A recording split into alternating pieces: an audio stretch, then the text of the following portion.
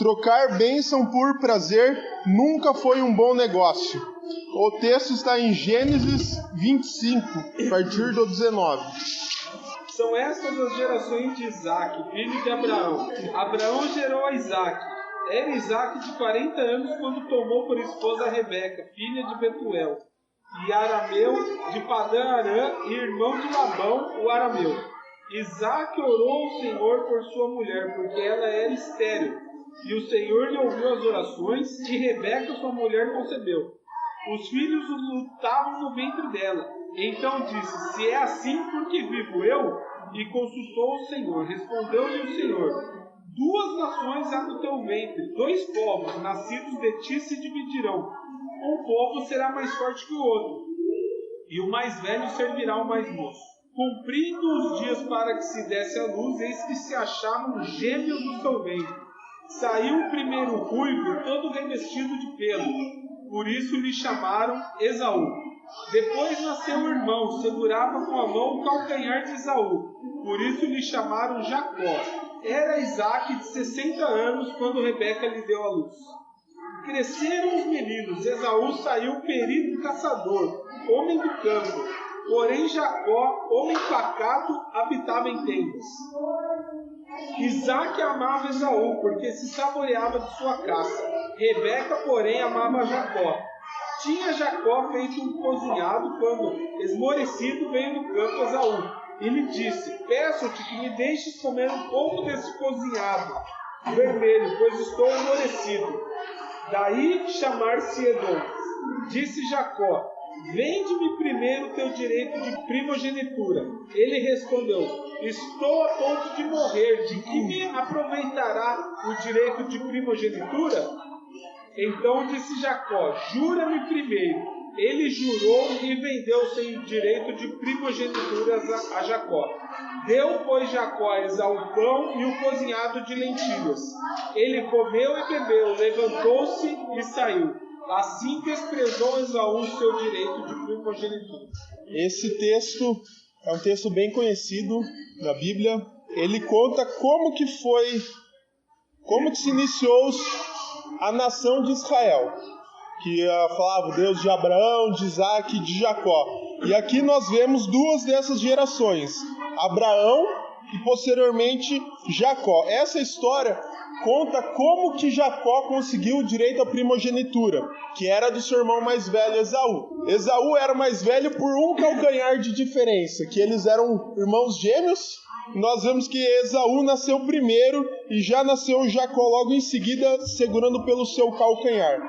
O que nós vemos aqui como que se iniciou a nação de Deus, o povo israelita? Começou por onde? Qual ação divina que aconteceu aqui? A gravidez. E essa gravidez, ela veio a partir do milagre. Porque nós vemos que a Rebeca, ela era estéril. Hoje em dia, uma mulher não ter filhos por ser estéril é normal, não tem problema nenhum. Naquela época, era considerado uma vergonha enorme. Era motivo de ser considerado maldito, não só a mulher, como o esposo e toda a sua família. Porque naquela época era prezado muito essa questão de você ter filho, de você manter a sua descendência. Então nós vemos que o povo de Deus já começou com o pé atrás. Já começou com fama de maldito em meio ao lugar que eles moravam. E o que aconteceu? Abraão orou para Deus durante cerca de 20 anos, até que Deus fez o milagre. Nós vemos aqui, no versículo 20, e era Isaque da idade de 40 anos quando tomou a Rebeca. E agora vamos pular para o versículo 26. E depois saiu seu irmão, agarrada sua mão ao calcanhar de Esaú. Por isso se chamou seu nome Jacó. E era Isaque da idade de 60 anos quando os gerou.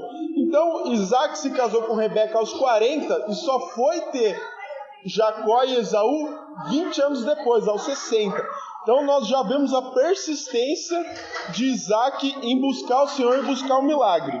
Então, desde antes da concepção dos filhos, vemos o sobrenatural agindo em seu meio. Isaque orou fervorosamente até que Deus concedeu o milagre. Assim nós podemos aprender que o cumprimento da vontade de Deus não se concretiza por meios divinos, mas em resposta à oração de quem busca. Ou seja, Rebeca não estava estéril e de repente Deus fez ela ser fértil. Isaac orou, Isaac buscou primeiro, não foi uma intervenção divina, foi resposta à oração. Então, mesmo que a resposta de Deus seja por meios divinos, porque não foi um milagre que aconteceu, não foi uma resposta divina, mas Deus não intervém através de uma ação sobrenatural. É a nossa oração que pode causar o sobrenatural. Então, a oração é o meio pelo qual Deus quer cumprir as suas promessas e bênçãos. Esse é o primeiro ponto que me chamou a atenção a respeito dessa história. Nós devemos manter isso na nossa cabeça, a importância da oração. É através da oração que Deus quer nos usar. É através da oração que Deus vai fazer o milagre. É através da oração que nós vamos receber as bênçãos. É através da oração que nós vamos sentir o sobrenatural de Deus. Outro ponto também, esta é a linhagem a quem veio Jesus, nosso Senhor e Salvador. E terceiro ponto também que eu achei interessante, ao inverter a norma aplicada, Deus nos ensina que a redenção e a salvação não vêm por coisas naturais, mas pela sua graça. Qual que é a ordem natural? Versículo 23. E o Senhor lhe disse: 2 nações há no seu ventre, e 2 povos se dividirão das suas entranhas. Um povo será mais forte do que o outro, e o maior servirá ao menor. A ordem natural estabelecida era que o menor serve ao maior. Qual que era a ordem natural das coisas? O primogênito e logo em seguida o restante dos filhos. Mas o que o Senhor fala? Deus inverte essa ordem, porque começa o versículo falando, o Senhor lhe disse, então é o próprio Deus falando. E o que Deus faz? Ele inverte essa ordem, sendo o menor que vai dominar, é o maior que vai servir ao menor. Então, através disso, Deus mostra que a nossa salvação, a salvação que nós adquirimos, não é pelos nossos próprios méritos, mas é pela vontade de Deus. Jacó lutava pela primogenitura desde o ventre. Então, desde antes deles nascerem, já havia uma luta entre os irmãos. Então, nós vemos que Isaac, desde o ventre, ele já queria a primogenitura. Deus conhece homens de valor, ainda que errantes. Nós vimos aqui pela história que Jacó conseguiu o direito pela primogenitura passando a perna no irmão. Mesmo que nós estamos errados, mesmo que nós estejamos fora do caminho, Deus reconhece as nossas qualidades. Então Deus já reconhecia a qualidade de Jacó e a vontade que ele tinha de ter o direito da primogenitura. E qual que é esse direito que Esaú abriu mão? O direito da primogenitura basicamente consistia em liderança na adoração a Deus e chefia da família. Gênesis 49:3. Então aí nós vemos aí a primeira característica da primogenitura, que é a chefia da família. Números 8:17. Então, Jesus também é o primogênito de Deus, que foi o nosso Salvador. Então, nesses 2 versículos, nós já vemos aí alguns dos direitos da primogenitura, que é liderança na adoração a Deus e a chefia da família.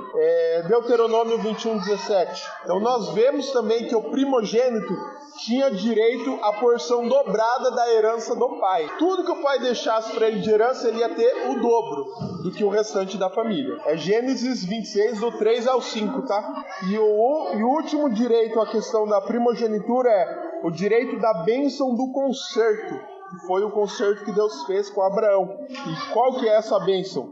Uma nação numerosa e a terra prometida. Muito bem, nós vimos já que Jacó lutava pela primogenitura. E agora o segundo ponto que eu quero falar com vocês é a questão de Esaú. Esaú, conhecido também o seu nome como significado, significa coberto de pelos ou peludo. Jacó, o significado do seu nome é aquele que segura pelo calcanhar, ou também usurpador.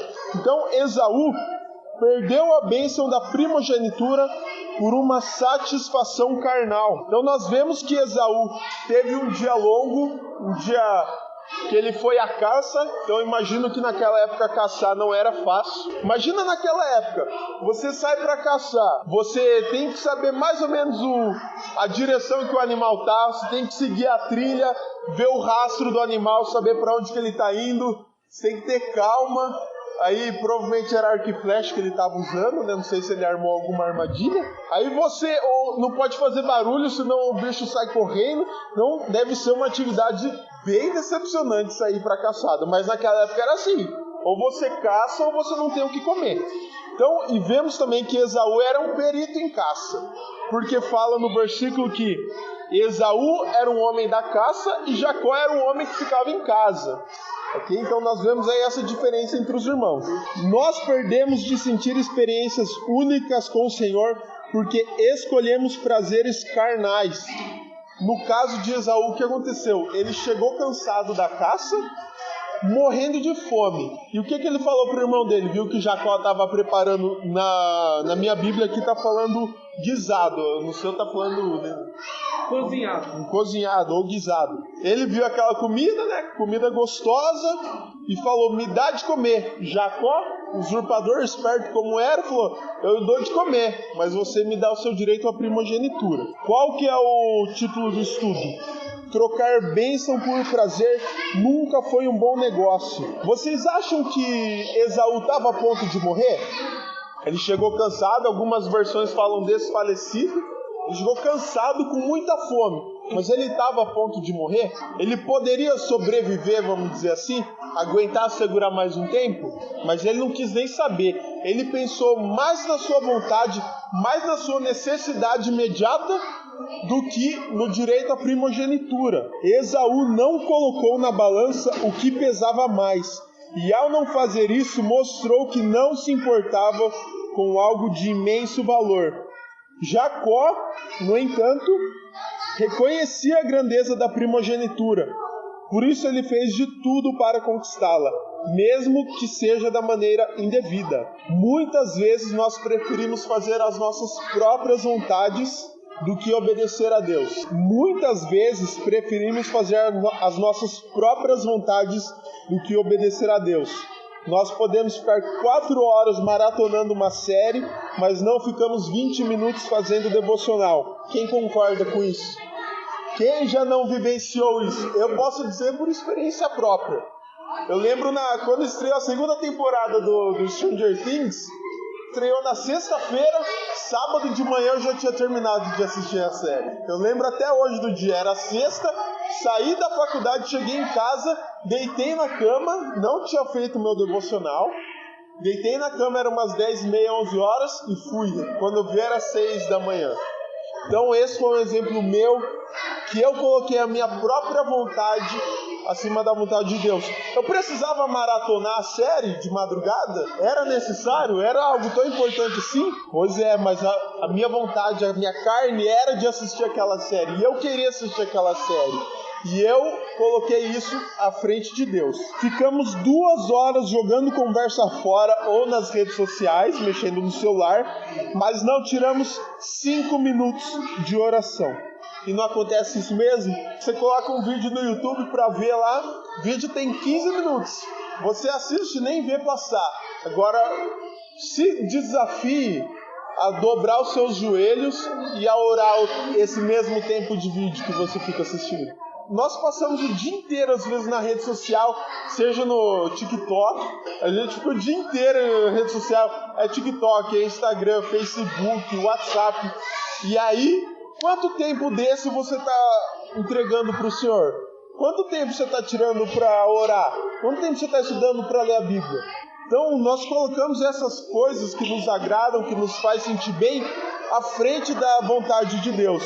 Nós preferimos matar a nossa própria vontade, assim como Esaú fez, e ao fazer isso nós não vemos o prejuízo que nós estamos tomando.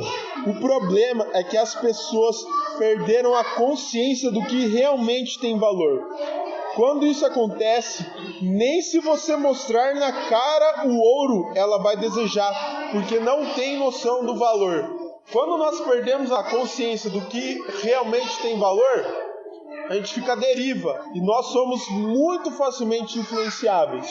Porque se eu não sei o que tem valor, eu vou aceitar o que o primeiro vier me falar, eu vou aceitar como valor. Então, por exemplo, assim, se eu não valorizo o meu próprio corpo, se a pessoa vier me oferecer cigarro, vier me oferecer droga, vier me oferecer bebida, eu vou aceitar e eu vou ter aquilo como valor, sem ver o estrago que isso está fazendo para o meu próprio corpo. Sem contar o lado espiritual, só estou falando na questão física. Esse que é o problema de nós não valorizarmos as coisas certas. Tem aquele versículo que fala que voltou ao seu próprio vômito, que eu até citei no estudo anterior, que é isso que acontece. A pessoa, quando ela perde o valor das coisas, ela não se importa com o que tem valor. Esaú, ele não valorizou a sua primogenitura e trocou o direito de ser o pai da nação de Israel por um guisado, por um cozinhado. E quem foi Esaú na história da Bíblia?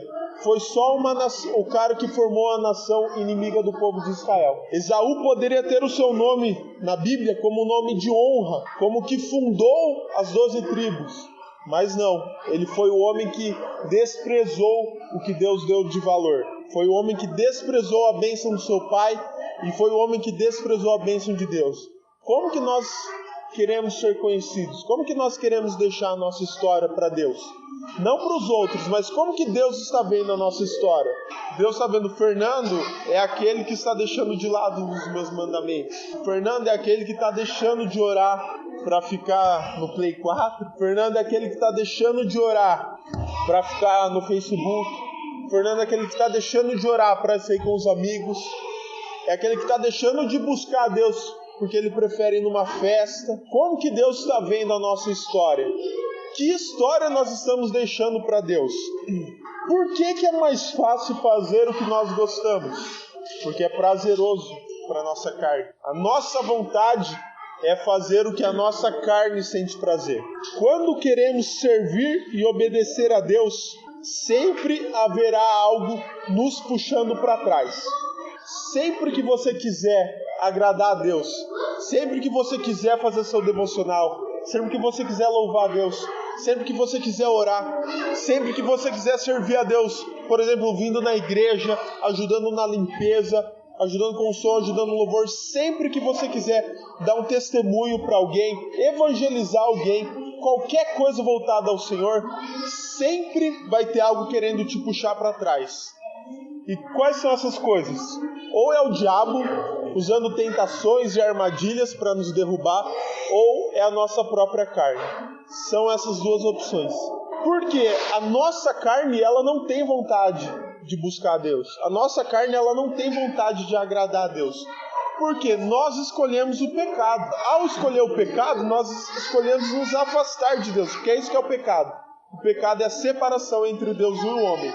Porque Adão e Eva estavam unidos com Deus no paraíso e ao pecar houve a separação. Então eles se separaram de Deus. Então nós devemos ter isso em mente. Portanto, sempre que nós sentirmos aquele desânimo ou aquela indisposição, aquela falta de vontade, olha, não quero fazer isso, não quero fazer devocional, orar agora, nossa, me ajoelhar, vai ficar ruim, não quero fazer isso. Quando a gente sentir isso, deve ser como incentivo para nós. Nós devemos ver isso como algo positivo, porque ao sentir a indisposição, significa que nós estamos fazendo algo para Deus. Porque a nossa carne não vai querer nos puxar para trás se a gente estiver agradando ela. A nossa carne vai nos puxar para trás se nós estivermos agradando a Deus.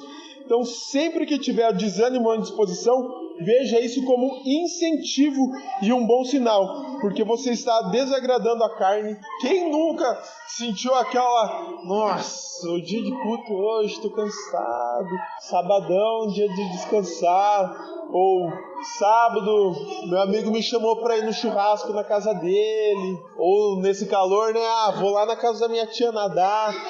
Vem esses pensamentos, quem nunca passou por isso? Aquela vontade de, não, eu mereço um descansinho. Eu aviso o pastor, já vou o ano inteiro, né? O que custa eu perder um dia de culto, não é mesmo? Quem nunca passou por isso? Nós passamos por isso constantemente. É uma luta 24 horas que nós passamos. Mas a gente tem que gravar na nossa mente que sempre que tiver esse desânimo, a gente tem que ver, opa, eu estou agradando a Deus. Se está dando esse desânimo, é sinal que eu estou indo no caminho certo. Que eu não estou agradando a carne, que eu não estou querendo agradar a mim mesmo, mas eu estou querendo agradar a Deus. A queda de Esaú não aconteceu por acaso. O que faltava para Esaú eram valores nobres. Primeiro valor, faltava uma estrutura familiar. Gênesis 25, 28. E amava Isaque a Esaú, porque a caça era de seu gosto. Mas Rebeca amava a Jacó. Um dos pontos que fizeram Esaú cair foi a falta de estrutura familiar. A família de Esaú era dividida. O pai gostava de um, a mãe gostava do outro. Havia divisão na família. Então não se deve haver divisão na nossa família. Aqui que eu estou falando não é na questão de, por exemplo, quem não tem pai e mãe que são evangélicos. Mas a nossa família que nós vamos fundar não deve haver divisão. O pai preferir uma hora ou outra ele vai acabar desagradando o outro filho. A mãe preferindo uma hora ou outra vai acabar desagradando o outro. Então isso causa divisão na família. E nós vemos que na família de Esaú havia divisão. Esaú só obedecia e só honrava a seu pai. Efésios 6, do 1 ao 3, e não é o que a Bíblia fala. Honra teu pai e tua mãe. Nós devemos honra aos dois. Então a falta de estrutura familiar fazia com que Esaú não honrasse a sua mãe, desagradando a Deus. Esse é um dos motivos que levaram à queda de Esaú. E esse é um dos motivos que podem levar à nossa queda. Se eu não honro meu pai e eu não honro a minha mãe, eu estou caminhando rumo à queda, assim como Esaú fez. Faltava valores pessoais. Esaú não sabia o valor de uma bênção e trocou por um prato de lentilha. Esaú caiu numa bobeira e desperdiçou algo sério. Então, se você não tem os valores gravados no seu coração, você vai cair por bobeira. Você vai desperdiçar algo que tem valor. Você vai deixar de experimentar algo que tem valor. Faltou valores espirituais. Esaú trocou algo que o saciou no momento por algo que o acompanharia toda a sua descendência. A bênção da primogenitura não era apenas para Esaú, mas para toda a sua descendência. O que Esaú desprezava vinha de Deus, e Jacó lutava e amava tudo o que vinha de Deus. Então nós vemos aí a diferença entre um irmão e o outro. O que vinha do Senhor, Esaú não valorizava. Compensação, Jacó valorizava. Desde o seu ventre, Jacó lutava pelo direito da primogenitura. Então, o que vinha de Deus, Jacó corria atrás. Jacó queria receber. Já Esaú não. O que vinha de Deus, Esaú não valorizava. Porque ele trocou por um prato de comida toda a sua descendência. A partir de Esaú foi formado os Edomitas. Edomitas vem de Edom. Edom significa vermelho, que foi a cor que era o cozinhado que Jacó fez. E esse povo foi o povo inimigo de Jacó, que Jacó depois se tornou Israel. Deus alterou o seu nome de Jacó, que significa usurpador, para Israel. Se nós estudarmos um pouco mais para frente, nós vemos que Jacó lutou com o anjo. Não tem até aquela música, né? Jacó lutou com o anjo e prevaleceu. O que aconteceu? Jacó lutou com o anjo. Após isso, Deus mudou o seu nome de Jacó para Israel. A partir disso, começou a nação e o povo escolhido de Deus. A partir disso foi formado. E Israel era inimigo dos Edomitas, que era o povo formado por Esaú. Quem são os Edomitas hoje? Não tem mais, foi extinto. O que adiantou Esaú matar a sua fome na hora? Ele se tornou ninguém. Uma nação extinta, que só serviu como inimiga de Israel e depois pereceu. Esaú teve uma atitude exagerada para um problema simples. ele fez uma tempestade num copo d'água. Quem aqui nunca fez tempestade num copo d'água, não é mesmo? Por exemplo, meu irmão sentou no meu óculos e deixou ele torto. Ficou assim, ó, meu óculos, quando era criança. E eu tive uma atitude exagerada. E eu fiz uma tempestade num copo d'água. E peguei o óculos de sol que o meu irmão amava e pá, quebrei ele no meio. Então, eu tive uma atitude exagerada para um problema simples. E quantas vezes nós não fazemos isso, não é mesmo?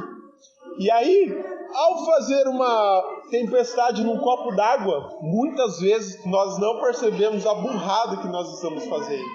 Às vezes, num momento de fúria, num momento de raiva, nós falamos coisas que não deveriam ter sido ditas. Nós pecamos através da nossa boca, nós acabamos desagradando o nosso irmão, nós acabamos dando mau testemunho. Dando mau testemunho, nós podemos escandalizar o nosso irmão. Imagina, por exemplo, assim, ó, eu numa atitude exagerada, briguei com a Clara, terminei com a Clara. O que eu vou fazer? Deixa eu tomar umas aqui agora. Não acontece essa? O que acontece? Acabo tendo uma atitude exagerada. E aí, de repente, passa lá Rogério. Rogério passa e vê eu lá no Marrone tomando umas, chorando pela Clara. Escandalizei por causa de uma atitude exagerada. O que o Rogério... Fernando chapando, não acredito nisso. Que é isso? Ou seja, eu vou escandalizar o meu irmão por causa de uma tempestade num copo d'água. O Nando estava falando sobre trocar os prazeres momentâneos pela bênção de Deus, mas no sentido mais geral, quanto tempo dura uma eternidade? Quanto tempo dura a eternidade? Para sempre. Não tem fim. Pô, uma coisa eterna significa que nunca vai acabar. Pode acontecer o que for, aquilo não vai acabar. Aquilo é eterno, é para sempre. Não termina. E as pessoas têm trocado uma eternidade por causa de 60, 70 anos aqui. Quem em sã consciência falar assim, olha, eu te dou dinheiro eterno, para sempre você vai ter dinheiro se você me dá esses 70 reais seu aqui. E a pessoa fala assim, tá louco meus 70 reais? Não, eu vou te dar é para sempre. Não, eu vou ficar com meus 70 reais. Quem em sua consciência faz isso? Ninguém, né? Mas com a vida a gente faz. A gente troca 70, 80 anos que seja por uma vida eterna. E tem trocado. E depois, gente, não tem mais o que ser feito. Esaú perdeu. Não teve. Se vocês lerem esse texto mais pra frente, Jacó vai lá, dá um jeito de ter a bênção de Deus. E depois chega Esaú querendo a bênção. Falou, cadê a bênção? Isaac fala assim, olha, sinto muito, a bênção já foi dada. Não, como assim não? Se não era você, então você perdeu. Tá falando claro? E o que sobrou de bênção para Esaú foi, você vai lá para os montes, nas montanhas rochosas e vai ficar lá. Foi essa bênção que sobrou. Então, gente, a gente tem que tomar cuidado. Tem trocado uma eternidade por causa de... Quanto tempo dura uma relação sexual? Gente, minutos. Mas tem gente trocando uma vida eterna por causa de alguns minutos de prazer. Minutos. Troca uma vida eterna ao lado de Deus por causa de minutos de prazer. Gente, não caiam nisso. Não caiam nessa. Se atentem. O diabo, Satanás, fala que é uma delícia. Vale a pena trocar. Esaú, naquela hora, achou que valia a pena trocar também. Ele falou, um prato de comida vale muito a pena. Nossa, é uma troca sensacional. A gente lendo fala assim, mas tem que ser muito burro, né, para trocar. E às vezes a gente troca. A gente faz trocas até mesmo tão idiotas quanto essa, achando que vale a pena. Ou se vale a pena. Gente, cuidado. Porque depois, sinto muito, a palavra já foi dada, as coisas já aconteceram, não tem mais volta. Cuidado, trocar pequenos prazeres por aquilo que é eterno. O desespero, porque nós vimos que Esaú chegou desesperado, estava morrendo de fome, né? Mas a questão é, O desespero tira o nosso foco das coisas que realmente importam. Esaú, ele chegou desesperado, e com isso ele não viu que a primogenitura dele tinha mais valor do que aquele minuto de fome que ele estava sentindo. Enquanto os discípulos se desesperavam no barco em meio à tempestade, Jesus dormia. Enquanto Jesus era levado preso, Pedro, desesperado por sua vida, negava a Cristo. Desespero não deve ser uma atitude de um cristão, porque aquele que repousa nos braços do Senhor sabe onde fundou a sua casa. Então nós vemos a diferença em vários exemplos da Bíblia. Eu trouxe 2 aqui. Os discípulos desesperados no meio do barco, achando que eles iam morrer na tempestade, e o Senhor dormindo. Jesus estava dormindo. Levantou e falou: acalma, e o mar parou. A tempestade cessou. Nós vemos Pedro desesperado, pensando na sua própria vida, e ele não pensou no que isso ia acarretar. Nesse momento de desespero dele, ele negou o próprio Cristo, que ele passou boa parte da sua vida fazendo milagres inexplicáveis, fazendo milagres que até os olhos eram difíceis de acreditar, mesmo vendo. E mesmo Pedro, passando por essas experiências maravilhosas com o Senhor, na hora do desespero negou. Não pensou 2 vezes. Inclusive negou 3 vezes. O cristão não deve ser uma pessoa desesperada. Nós devemos aplicar os frutos do Espírito em nossas vidas, que é a mansidão, longanimidade, domínio próprio. Porque se nós não tivermos isso, na hora do desespero, na hora da nossa própria vontade, na hora que a carne vier com tudo para cima de nós, nós vamos ceder. Nós vamos perder de ter experiências sobrenaturais e incríveis com o Senhor. Para encerrar aqui, quem despreza as coisas de Deus, por Deus é desprezado. Não deixe que as lições do dia a dia façam você abrir mão das coisas que realmente importam. Nós hoje sabemos o que tem valor, e nós também sabemos o que não tem valor. Não se deixe perder esse conhecimento, nem permita que o mundo ou a sua própria carne tire esse saber, porque não há nada mais valioso do que as coisas de Deus. Lucas 12, 34. Então, gente, o coração de Esaú estava no seu próprio prazer. O coração de Jacó estava na bênção. Então vamos colocar em prática. Onde estiver o nosso tesouro, ali estará o nosso coração. Nós vimos nessa história onde estava o coração de Esaú e onde estava o coração de Jacó.